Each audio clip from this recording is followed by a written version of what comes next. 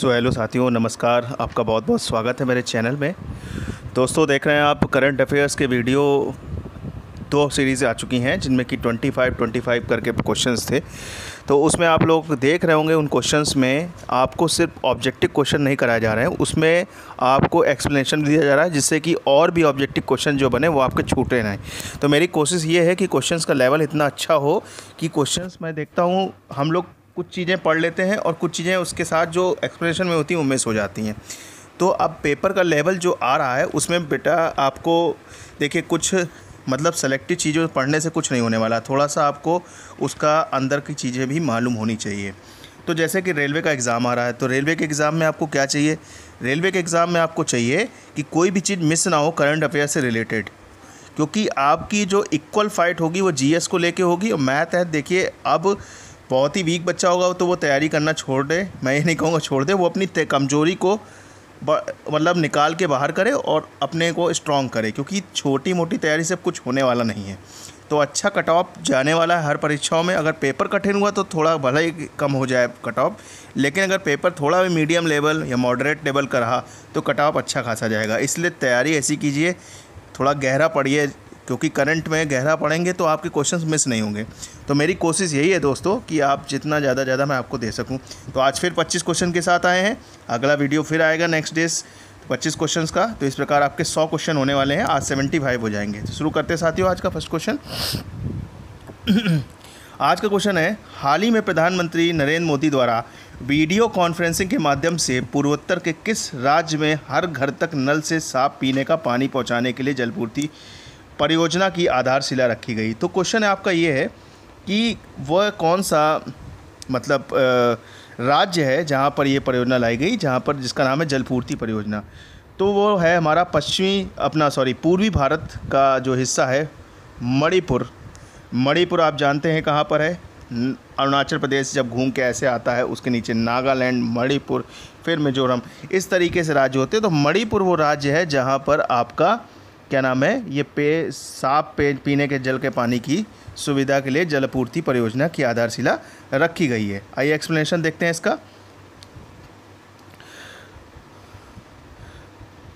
मणिपुरी जलपूर्ति परियोजना की आधारशिला 23 जुलाई 2020 को प्रधानमंत्री नरेंद्र मोदी द्वारा मणिपुर में रखी गई। मणिपुर के 16 जिलों के 2,80,756 परिवारों को घर तक, मतलब लगभग 3 लाख के आसपास, मतलब 2,80,000 परिवारों को घर तक जल पहुंचाने की लक्ष्य परिव्यय राशि न्यू डेवलपमेंट बैंक द्वारा। अब एक बात देखिए, यहाँ पे इम्पॉर्टेंट आई। अब आपसे पूछ दिया जाए, ये जो परियोजना आई है वो तो ठीक है, लेकिन किस बैंक द्वारा ऋण घटक के रूप में यूज़ किया गया? वो है आपका एनडीबी, न्यू डेवलपमेंट बैंक। और कितने करोड़ रुपए का आवंटन हुआ? 3,054.58। मतलब ये दोनों ही इम्पोर्टेंट क्वेश्चन बन गए कि एनडीबी मतलब बैंक जिसके से ऋण लिया गया है, और कितना? 3,054.58 करोड़ रुपए। ठीक है, ये घटक एक था इस परियोजना में। तो भारत सरकार ने जल जीवन मिशन के अंतर्गत वर्ष 2024 तक देश के प्रत्येक ग्रामीण परिवार को पर्याप्त मात्रा में पेयजल उपलब्ध कराने का लक्ष्य रखा। एक क्वेश्चन और मिला कि जल जीवन मिशन के अंतर्गत भारत सरकार ने 2024 तक, ये पूछा जा सकता है किस वर्ष तक भारत को मतलब जलपूर्ति, स्वच्छ जल की या अधिक मतलब सुटेबल पानी, सबको पानी मिल जाए, उसका लक्ष्य कब, किस वर्ष तक रखा गया है? 2024 तक रखा गया है। आइए अगला क्वेश्चन देखते हैं। जुलाई 2020 में किस प्रदेश सरकार ने कुत्ते के मांस का आयात, व्यापार और बेचने पर प्रतिबंध लगाया? अब कुत्ते का मांस कहाँ पे बेसिकली है? वही पूर्वी भारत के जो राज्य हैं।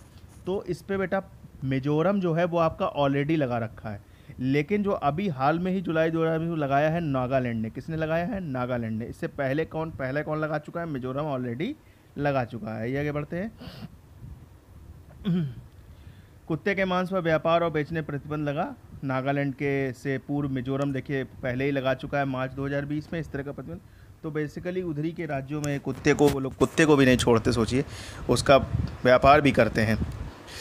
अगला क्वेश्चन देखते हैं। अप्रैल 2020 में किसके द्वारा ई शिक्षण विषय सामग्री योगदानों को आमंत्रित करने के लिए राष्ट्रीय कार्यक्रम विद्यादान 2.0 का शुभारंभ किया गया? अब ये जो पोर्टल है विद्यादान, ठीक है, तो थोड़ा सा ये शुभारंभ आप समझ लीजिए, यही मंत्री हैं हमारे शिक्षा मंत्री रमेश पोखरियाल निशंक, है ना। जो मानव संसाधन विकास मंत्रालय था उसका नाम अब यही कर दिया गया शिक्षा मंत्रालय। तो रमेश पोखरियाल निशंक इन्हीं ने किया होगा। अब ये विद्यादान 2.0 क्या है ये जानना आवश्यक है, आइए देख लेते हैं। विद्यादान 2.0 का शुभारंभ रमेश पोखरियाल ने किया। कोविड-19 से उत्पन्न स्थिति को देखते हुए छात्रों के लिए ई शिक्षण सामग्री की बढ़ती आवश्यकता और डिजिटल शिक्षा को पूरा करने के लिए किया गया। मतलब छात्रों के लिए फोकस बेसिकली है कि छात्रों को जो ज़रूरत की चीज़ें हैं उस शिक्षा में, उच्च शिक्षा मतलब विद्यालय शिक्षा हो चाहे हायर एजुकेशन की शिक्षा हो, उनकी ई सामग्री कोई सुविधाओं को मतलब उनको पूरा करना। तो विद्यादान मतलब क्या है, विद्या के लिए जो जरूरी दान है मतलब सामग्री से रिलेशन, ठीक है। मई 2.0 संस्करण है ये। मई 2020 में भारत की अग्रणी गैर बैंकिंग वित्तीय कंपनी ऊर्जा वित्त निगम ने बहुउद्देशीय परियोजना के वित्त पोषण के लिए किस राज्य सरकार के साथ समझौता ज्ञापन हस्ताक्षर किए हैं।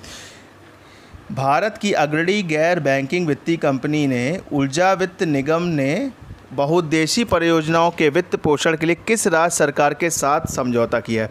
तो वो कह रहा है भारत की मतलब गैर बैंकिंग वित्तीय ऊर्जा कंपनी ने किस राज्य की बहुउद्देशीय परियोजनाओं के लिए मतलब इन्वेस्टमेंट के लिए किस राज्य के साथ मेमोरेंडम मतलब उन्होंने साइन किया है। तो ये आपका राजस्थान है कि गुजरात है कि बिहार है कि मध्य प्रदेश है, तो ये आपको देखना है। तो इसमें जो ऑप्शन है आपका वो है मध्य प्रदेश। कौन सा है, मध्य प्रदेश आपका राज्य है। आइए आगे देखते हैं, इसके बारे में थोड़ा सा देख लेते हैं। विद्युत मंत्रालय द्वारा इस पे किया गया है क्योंकि ऊर्जा वित्त निगम के द्वारा ही है। और भारत की एक अग्रणी ऊर्जा वित्त निगम भारत की एक अग्रणी गैर बैंकिंग वित्तीय कंपनी है NBFC PL है क्या, मध्य प्रदेश सरकार की संपूर्ण स्वामित्व वाली company Narmada basin project company limited है, ठीक है। तो ये एक मध्य प्रदेश की ही कंपनी है। समझौते के तहत मध्य प्रदेश में PFC द्वारा कुल 22,000 करोड़ रुपए की 225 मेगावाट क्षमता वाली पनबिजली परियोजनाओं और 12 प्रमुख बहुउद्देशीय परियोजनाओं का वित्त पोषण। मतलब इस परियोजना के तहत 22,000 करोड़ रुपए की 225 मेगावाट क्षमता वाली, मतलब 225 मेगावाट और 22,000 करोड़ रुपए जो कुल संपत्ति है वो दी गई है इसके लिए PFC द्वारा, ठीक है, वाली पनबिजली परियोजनाओं और 12 प्रमुख बहुउद्देशीय परियोजनाओं का वित्त पोषण इसमें किया जाएगा। मतलब कितनी मतलब बहुउद्देशीय परियोजनाओं का 12 टोटल परियोजनाएं हैं और 225 मेगावाट क्षमता वाली, मतलब 12 टोटल परियोजनाएं हैं और आपकी प्रत्येक जो क्षमता है वो कितनी है, 225 मेगावाट है। और कितना कुल PFC द्वारा कुल कितने रुपए दिए जा रहे हैं, 22,000 करोड़ रुपए दिए जा रहे हैं। अगला क्वेश्चन देख लेते हैं। अप्रैल 2020 में केंद्रीय कृषि एवं किसान मंत्री, पहले तो यही याद रखिए कौन है किसान मंत्री, केंद्रीय कृषि नरेंद्र सिंह तोमर हैं। इन्होंने किसान रथ मोबाइल ऐप, अब आपसे उल्टा भी पूछा सकता है कि कृषि से संबंधित इन्होंने कौन सा ऐप जो लॉन्च किया है, वो है किसान रथ। इस ऐप की टैगलाइन क्या है, ये ऐप की टैगलाइन है किसान का अपना वाहन, किसान हमारी शान, किसान की सुरक्षा हमारा दायित्व, या इनमें से कोई नहीं, नन ऑफ दिस। तो इसके टैगलाइन है किसान का अपना वाहन, किसान का अपना वाहन। तो रथ है तो इसको रथ से जोड़ के देखिए, रथ क्या है, एक वाहन है। किसान का अपना वाहन क्या होता है, रथ होता है, ठीक है। तो ये है क्या, लॉन्च करता है इसके नरेंद्र सिंह तोमर है। मोबाइल ऐप किसान रथ है, टैगलाइन आपको बता दी किसान अपना वाहन। विकास करता है इसके NIC है, राष्ट्रीय सूचना विज्ञान केंद्र। कृषि उत्पादों के उद्देश्य क्या है, कृषि उत्पादों के परिवहन में सुगमता लाना। अब ये रथ क्यों लाया गया है, अपना रथ मतलब जो उत्पाद हैं इधर से उधर ले जाने में उसमें क्या हो, आसानी रहे, किसान जो उत्पाद हैं इनको ले जाने आ जाने में आसानी रहे, मतलब सुगमता रहे, इसलिए किसान रथ ऐप पूरे भारत में उपयोग के लिए 8 भाषाओं में उपलब्ध कराया जा रहा है। कितने भाषाओं में, 8 भाषाओं में, ये भी पूछा जा सकता है तो इसको याद रखिएगा। किसान रथ ऐप पूरे भारत में 8 भाषाओं में उपलब्ध कराया गया है। कितने भाषाओं में, 8 भाषाओं में, ठीक है। बहुत इंपॉर्टेंट क्वेश्चन है, मतलब ये पूछा सकता है किसान रथ जो ऐप है इसमें कितनी भाषाओं में ये आया है, ये 8 भाषाओं में आया है, ठीक है। अगला क्वेश्चन है, पर्यटन मंत्रालय ने किस तिथि को वेबिनार श्रृंखला देखो अपना देश की शुरुआत की। तो देखो अपना देश ये जो टॉपिक है ये किससे जुड़ा हुआ है, पर्यटन मंत्रालय से, नाम ही से समझ में आ रहा है। तो ये कब शुरू किया गया है, 14 अप्रैल 2020, 20 अप्रैल 2020, 25 अप्रैल 2020, 1 मई 2020। तो इसका ऑप्शन जो सही है वो है 14 अप्रैल 2020। 20 इसका ऑप्शन है। ठीक है बेटा, तो 14 अप्रैल आप इस तरीके से याद रखिए, देखो अपना देश। अंबेडकर की जो जयंती थी उसके उपलक्ष्य में 14 अप्रैल हम लोग याद रखते हैं, तो उसमें हम लोग इसको इस तरीके से याद कर सकते हैं। तो उद्घाटनकर्ता कौन है? तो केंद्रीय पर्यटन मंत्री है प्रहलाद सिंह पटेल। पहले तो ये याद रख लीजिए, बहुत इंपॉर्टेंट तथ्य है। प्रहलाद सिंह पटेल जो है ये केंद्रीय पर्यटन एवं संस्कृति राज्य मंत्री हैं, स्वतंत्र प्रभार। वेबिनार क्या था इसमें? देखो अपना देश। वेबिनार का उद्देश्य क्या था? भारत की संस्कृति और विरासत के बारे में जानकारी देना। ठीक है, वेबिनार का शीर्षक क्या है ये पूछा सकता है। इस वेबिनार का शीर्षक क्या था? देखो अपना देश का सिटी ऑफ सिटीज़, मतलब दिल्लीज़ पर्सनल डायरी। पूरा टॉपिक क्या है? City of cities, Delhi's personal diaries. तो आप याद रखिए, सिटी ऑफ सिटीज़ याद कर लीजिए, मतलब शहरों का शहर, ऐसे करके याद रख लीजिए, सिटीज़ ऑफ सिटीज़। ठीक।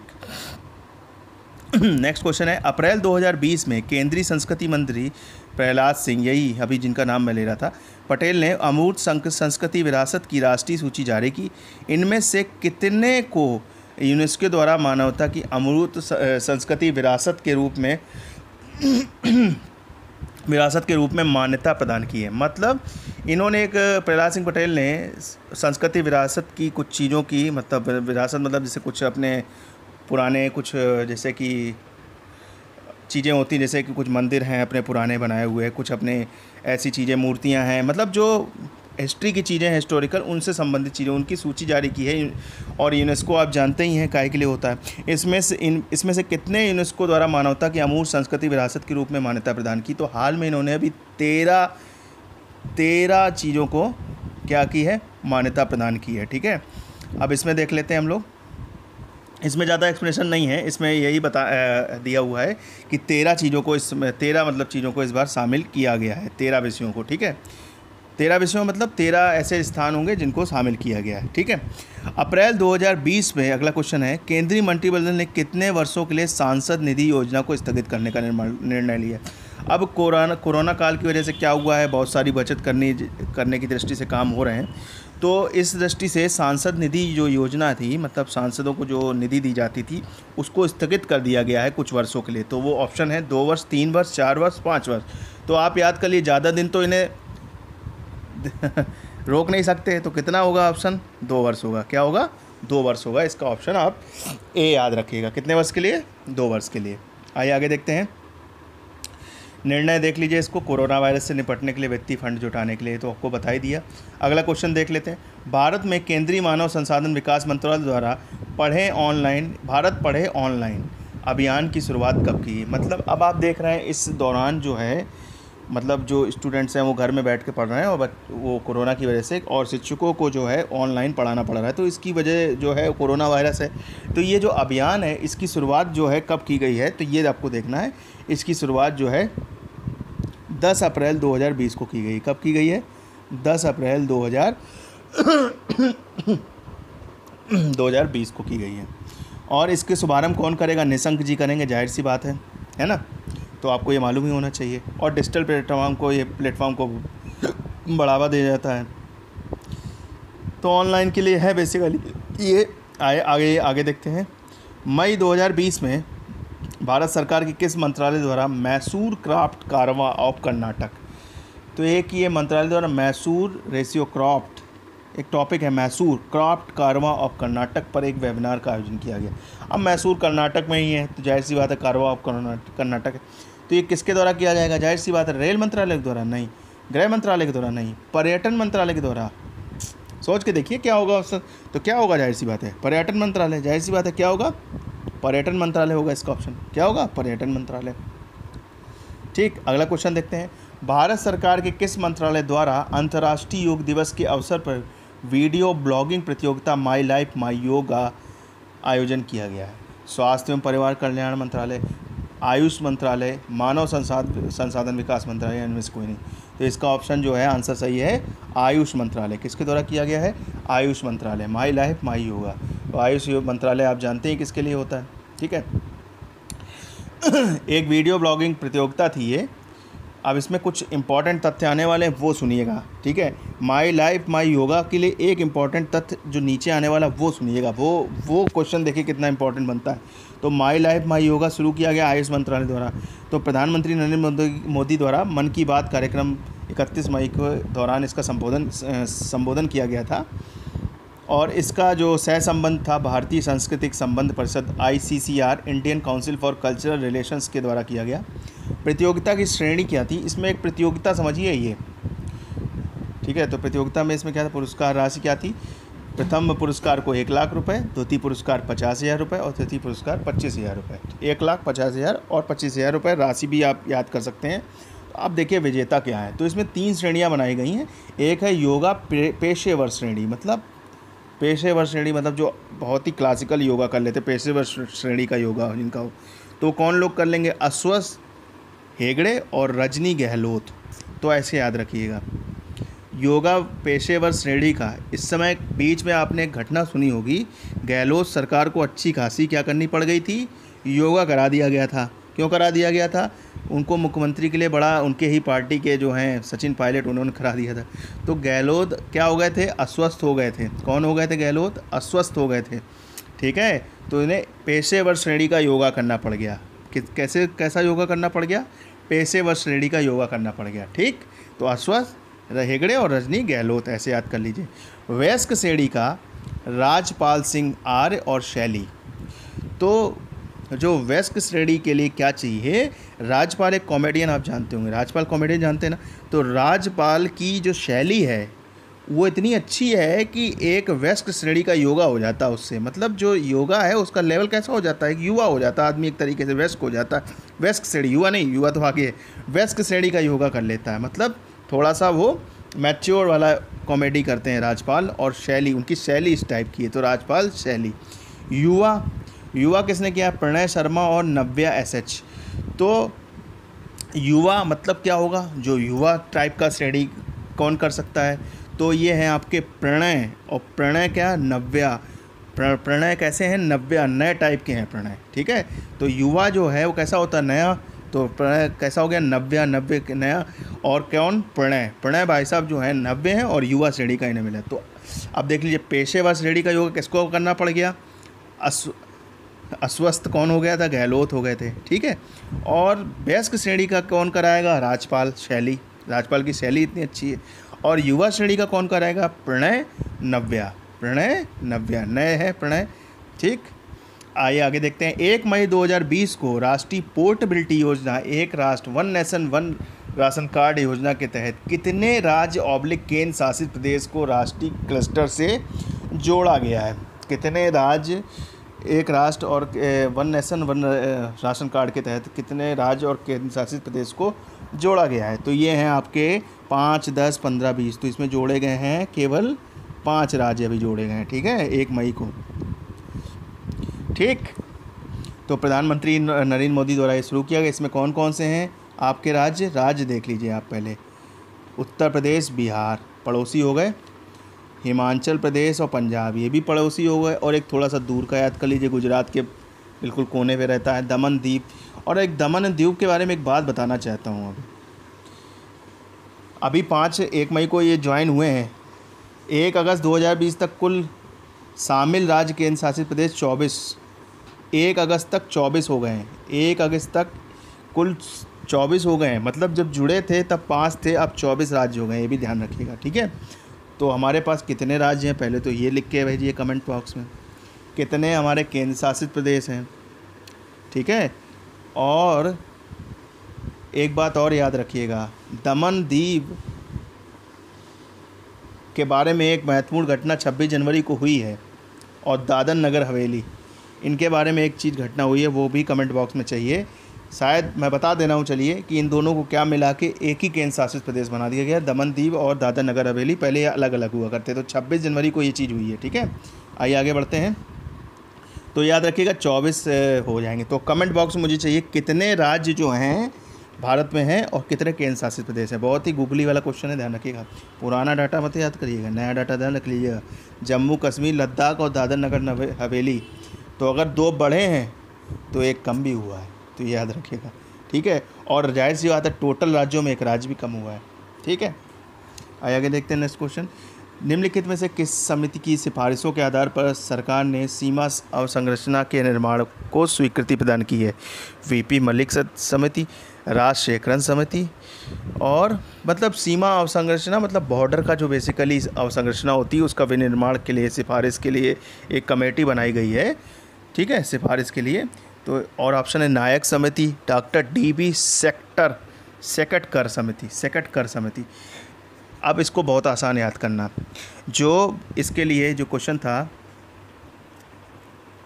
निम्नलिखित में किस समिति की सिफारिशों के आधार पर सरकार ने सीमा अवसंरचना, तो सीमा को क्या करना है आपको, संरचना को बेकार करना है, नहीं सेट करना है। तो क्या ऑप्शन लगाएंगे? DB सेकटकर समिति, DB सेकटकर, इन्होंने सब सेट कर दिया, सीमा संरचना को क्या कर दिया, सेट कर दिया। तो 11 सदस्यीय एक समिति का गठन किया गया है रक्षा व्यय के पुनर्संतुलन, सशस्त्र बलों की लड़ाकू क्षमता बढ़ाने के उपायों तथा NCC के पुनर्गठन हेतु। मतलब इन्होंने सारे जितने भी काम है रक्षा व्यय के पुनर्संतुलन, सशस्त्र बलों की लड़ाकू क्षमता बढ़ाने के लिए, इसके उद्देश्य से सब किया गया है। और सिफारिशें क्या है समिति की? 100 करोड़ रुपए से अधिक लागत वाले सभी कार्यों के निष्पादन हेतु इंजीनियरिंग प्रोक्योरमेंट कॉन्ट्रैक्ट मोड को अपनाना अनिवार्य होगा, और बॉर्डर रोड ऑर्गेनाइजेशन का अधिकार 7.5 करोड़ रुपए से बढ़ाकर 100 करोड़ रुपए करना। मतलब जो BRO है वो बेसिकली यही बॉर्डर जितने भी सीमा अवसंरचना है उसका काम BRO ही करता है, उसका जो अधिकार है वो 7.5 करोड़ से 100 करोड़ कर देना, और सड़कों के निर्माण में तेज़ी लाना। बेसिकली वो क्या रहा है, चीन और पाकिस्तान की हरकतों की वजह से अपने जो बॉर्डर्स हैं वो बहुत मजबूत करने ज़रूरी हो गए, इस वजह से सब किया जा रहा है। तो स्वीकृति 2020 को 18 मई को इसकी दी गई है। आइए आगे देखते हैं क्वेश्चन। मई 2020 में भारत सरकार के किस मंत्रालय द्वारा गोल कार्यक्रम, बहुत इंपॉर्टेंट क्वेश्चन है ये, गोल कार्यक्रम किस मंत्रालय द्वारा किया है? गृह मंत्रालय, रक्षा मंत्रालय, वित्त मंत्रालय, जनजातीय कार्य मंत्रालय। तो ये है जनजातीय कार्य मंत्रालय का, किसका है? जनजातीय कार्य मंत्रालय का, ठीक है। गोल कार्यक्रम किसके लिए? जनजातीय कार्य में। तो शुभारंभ करता है इसके अर्जुन मुंडा जो है वही जनजातीय मंत्री हैं, तो इसको याद रखिएगा, केंद्रीय मंत्री जनजातीय मंत्री यही हैं। इन्होंने जनजातीय कार्य मंत्रालय के लिए इसको मतलब गोल कार्यक्रम को शुरू कराया है। और इसका साझीदार कौन है? फेसबुक है, बहुत इंपॉर्टेंट क्वेश्चन।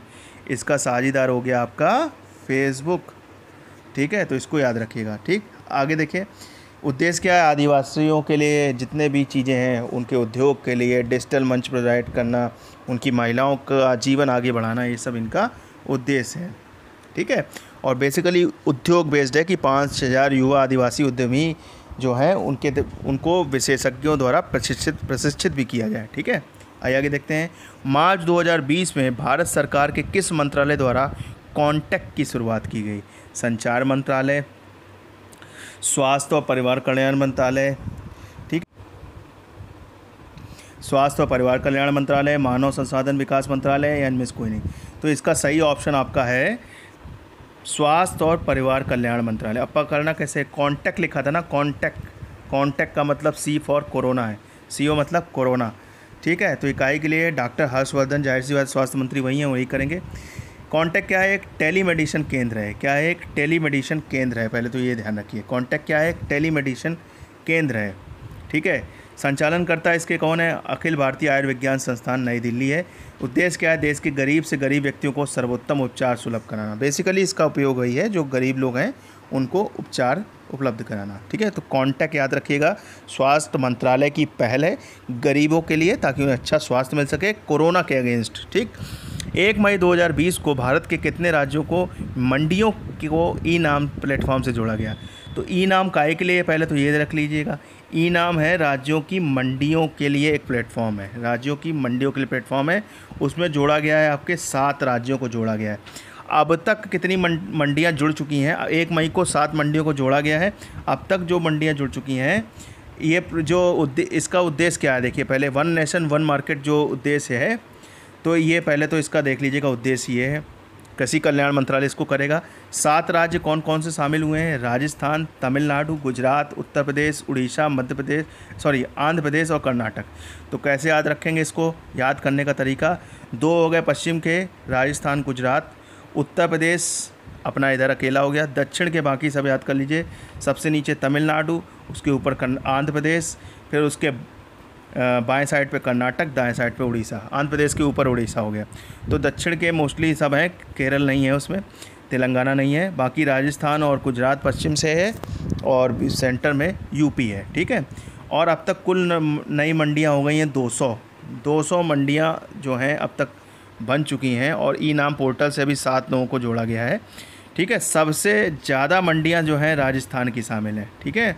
और नई मंडियों सहित कुल मंडियों की संख्या, अब नई मंडियों को जोड़ दिया जाए तो टोटल मंडियां 785 हो गई हैं।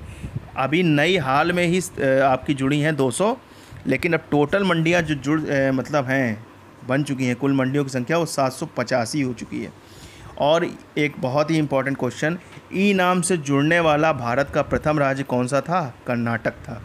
और ये परियोजना कब शुरू हुई थी? 14 अप्रैल 2016 की परियोजना है। तो इसको इस तरीके से समझिए क्वेश्चन को। हाल में कितने प्रदेशों को जोड़ा गया? 7, जिनकी मंडियों को जोड़ा गया है। सबसे ज़्यादा मंडियां किसकी हैं? राजस्थान की। सबसे पहले किसको जोड़ा गया? कर्नाटक को। ठीक है। सबसे पहले किसको जोड़ा गया? कर्नाटक को। अब टोटल कितनी मंडियां हो गई हैं? 785। नई मंडियां कितनी जुड़ी? 200। ऐसे याद कर लीजिएगा। ठीक है। अगला क्वेश्चन देखते हैं। मई 2020 में NMCG और NIUA द्वारा नदी प्रबंधन का भविष्य शीर्षक के तहत आइडियाथॉन का आयोजन भारत सरकार के किस मंत्रालय के अंतर्गत किया गया? तो पहले तो देखिए इम्पॉर्टेंट क्वेश्चन प्रश्न में ज़्यादा हैं। NMCG और NIUA ये जो हैं द्वारा नदी प्रबंधन का भविष्य शीर्षक के तहत, नदी प्रबंधन का भविष्य शीर्षक के तहत, शीर्षक याद रख लीजिए, नदी प्रबंधन का भविष्य के तहत आइडियाथॉन का आयोजन एक वेबिनार है। किस आयोजन भारत सरकार किस मंत्रालय द्वारा किया गया? तो जाहिर सी बात है नया मंत्रालय जल शक्ति मंत्रालय द्वारा किया गया है। ठीक है। इसके बारे में देखते हैं। इसका आयोजन करता राष्ट्रीय स्वच्छ गंगा मिशन, शहरी मामलों के राष्ट्रीय संस्थान NIU। तो जो NMCG है वो बेसिकली क्या है? राष्ट्रीय स्वच्छ गंगा मिशन है। ठीक है। और शहरी मामलों का राष्ट्रीय संस्थान NIUA है। तो इसका उद्देश्य क्या है? पता लगाना है कि कोविड-19 का संकट किस प्रकार से भविष्य के प्रबंधन हेतु सहायक सिद्ध हो सकता है। किस प्रकार से भविष्य के प्रबंधन हेतु सहायक सिद्ध हो सकता है। मतलब कोविड-19 से क्या हुआ बेसिकली, जो ये देखा गया कि नुकसान तो बहुत कुछ हुआ है लेकिन नदियों का जल बहुत साफ़ हो गया है। तो उससे ये पता लगाया गया कि क्या ऐसी चीज़ें हैं, मतलब क्या ऐसा चीज़ें नहीं गई जिससे कि पानी साफ़ हो गया। तो ये बेसिकली उसी के लिए है। नदियों का स्वच्छ होना, ग्रीन हाउस गैसों को उत्सर्जन में कमी करना ही इसका मेन उद्देश्य है। तो इसको याद रखिएगा। ठीक है। अगला क्वेश्चन है 30 मई 2020 को वर्तमान भारत सरकार के दूसरे कार्यकाल की पहली वर्षगांठ के अवसर पर इलेक्ट्रॉनिक्स एंड IT मंत्रालय द्वारा किस पोर्टल की शुरुआत की गई? तो वो है आर्टिफिशियल इंटेलिजेंस पोर्टल, AI का फुल फॉर्म ही होता है आर्टिफिशियल इंटेलिजेंस। तो इसके बारे में देख लीजिए। रविशंकर प्रसाद इसके मंत्री हैं और इन्होंने ही ये पोर्टल शुरू किया है। और AI आप समझते होंगे, जो बीटेक के छात्र होंगे वो तुरंत समझ गए होंगे, जिन्होंने थोड़ा आर्टिफिशियल इंटेलिजेंस थोड़ा सा फिजिक्स में पढ़ा होगा और जिन्होंने थोड़ा सा GK पढ़ी होगी उसको आर्टिफिशियल इंटेलिजेंस समझ में आ गया होगा कि कृत्रिम तरीके से विकसित की गई बौद्धिक क्षमता। मतलब जैसे अपना ब्रेन होता है वैसे एक कृत्रिम ब्रेन डेवलप करना, वो होता है आर्टिफिशियल इंटेलिजेंस। ठीक है। उद्देश्य क्या है? देश के युवा छात्रों को तकनीकी प्रदान करना, मंच देना एक तकनीकी के लिए। अगला क्वेश्चन देखते हैं। मई 2020 में भारत सरकार के संस्कृति मंत्रालय द्वारा प्रोफेसर BB लाल के शताब्दी समारोह के अवसर पर प्रोफेसर BB लाल इंडिया रीडिस्कवर्ड नामक ई-बुक का नाम विमोचन किया गया। तो प्रोफेसर BB लाल पर एक बुक आई है, BB लाल इंडिया रीडिस्कवर्ड। तो ये क्या थे? संगीतज्ञ थे, पुरातत्वविद थे, समाजसेवी थे, जीव विज्ञानी थे। तो भाई साहब जिसने थोड़ी हिस्ट्री पढ़ी होगी तो जानता होगा प्राचीन भारत में पुरातत्वविद थे। ठीक है। BB लाल जानते होंगे जिनको।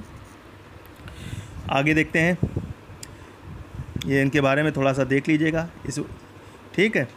इनका जन्म उत्तर प्रदेश के झांसी में हुआ था। 2000 में इनको पद्म भूषण मिल चुका है, ये याद रखिएगा, इनको पद्म भूषण मिल चुका है। और ASI जो पुरातत्व सर्वेक्षण विभाग है उसके महानिदेशक भी रह चुके हैं 68 से 72 में। ठीक है।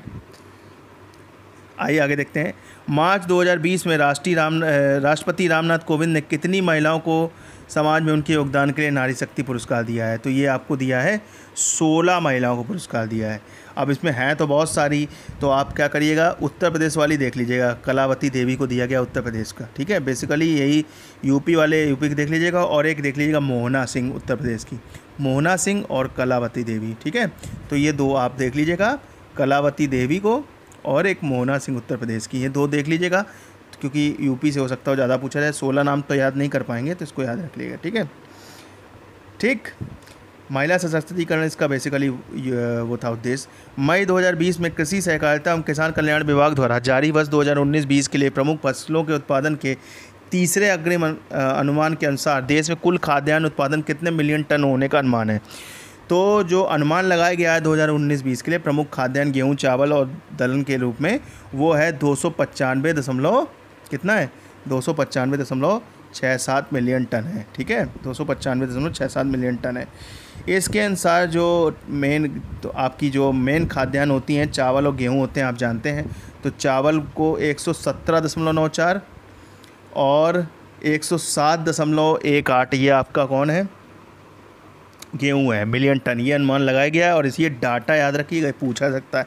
117 मिलियन टन करीब 0.94 किसका है, चावल का है, गेहूं का है 107.18 और तिलहन का है 33.5 मिलियन टन। उसमें सोयाबीन का सबसे ज़्यादा है 12.24 मिलियन टन, और रेपसीड और सरसों का है 8.70, मूंगफली का है 9.3 मिलियन टन, और गन्ना और कपास जो आपकी क्रॉप फसलें होती हैं इनका है 358 मिलियन टन। गन्ना देखिए कितना ज़्यादा है, 358 मिलियन टन, और कपास है 36.05 मिलियन, ठीक है। गांठें, यहाँ टन नहीं होता है, यहाँ गांठें होती हैं, क्योंकि इसमें क्या होता है, गांठें बनाई जाती हैं, इससे कपड़े के इस उद्देश्य से कपास का प्रयोग होता है।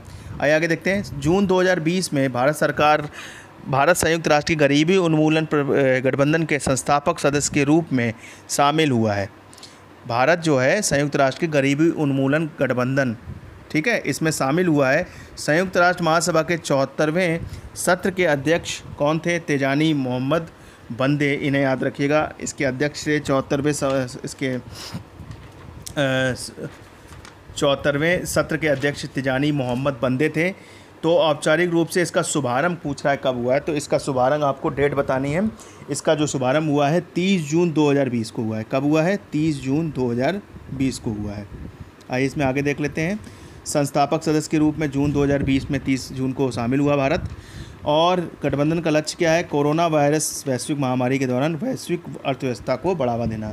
तो ये गरीबी उन्मूलन गठबंधन में भारत शामिल हुआ, और ये 74वां अधिवेशन था तिजानी मोहम्मद बंदे के अध्यक्षता में, और ये 30 जून को ये मतलब शामिल हुआ है। जुलाई 2020 में जारी एक रिपोर्ट के अनुसार कौन सा देश ब्रिटेन का दूसरा सबसे बड़ा निवेशक बना है। तो ब्रिटेन का सबसे दूसरा बड़ा निवेशक बना है आपका भारत बना है। कौन बना है, भारत बन गया है। भारत दूसरा सबसे बड़ा निवेशक जो ब्रिटेन में करने वाला देश बन गया है, ठीक है। तो भारत के बाद तीसरे चौथे, पहला तो देख लीजिए, पहला उसका करीबी कौन है, ब्रिटेन का, अमेरिका ही है। फिर उसके बाद अब भारत हो गया। तीसरे चौथे पाँचवें में याद रखिए, न याद रखिए, पहला दूसरा याद रखिए, ठीक है। आइए आगे देखते हैं। 25 जून 2020 को किस राज्य में हरिता हरम कार्यक्रम का छठा चरण, ये बहुत इंपॉर्टेंट क्वेश्चन है। हरिता हरम कार्यक्रम का छठा चरण शुरू किया गया, ये है आपका तेलंगाना राज्य का। तो यहाँ के मुख्यमंत्री जो हैं चंद्रशेखर राव, इन्होंने क्या नाम है, कौन सा पेड़ लगा के, काले बेर का पौधा लगा के इसका क्या नाम है शुभारंभ किया। इसमें क्या होता है, बेसिकली 636 एकड़ में इन्होंने पौधों का वृक्षारोपण कराना है। 30 करोड़ पौधारोपण कराने का इन्होंने लक्ष्य रखा है राज्य भर में, ठीक है, इसको याद रखिएगा। और 636 एकड़ जगह में। लास्ट क्वेश्चन आज का अंतिम है, उसको ख़त्म करेंगे। इसके बाद बहुत सारे इंपॉर्टेंट क्वेश्चन और भी आएंगे, उसमें हम रखेंगे। तो 25 जून 2020 को लघु, मध्यम और बड़े स्तर के उद्योगों के लिए अपने उद्योग अधिनियम में संशोधन करने वाला देश का पहला राज्य कौन सा है। मतलब जिसने अपनी उद्योग नीति में तीनों उद्योग, लघु, मध्यम और बड़े स्तर के उद्योगों के लिए अपने उद्योग अधिनियम में संशोधन किया है, वो राज्य है हमारा कर्नाटक, ठीक है। तो साथियों आज का वीडियो समाप्त करते हैं, मिलते हैं अगले भाग में अगले 25 क्वेश्चन में। तब तक अपना ध्यान रखिए, स्वस्थ रहिए। मैं ऐसे ही प्रैक्टिस कराता रहूँगा, आप पढ़ते रहिए, इन क्वेश्चन को देखते रहिए। आपका ये रेलवे में ये सब क्वेश्चन बहुत इंपॉर्टेंट है, ठीक है साथियों। मिलते हैं अगले भाग में, स्वस्थ रहिए। जय हिंद, जय भारत, भारत माता की।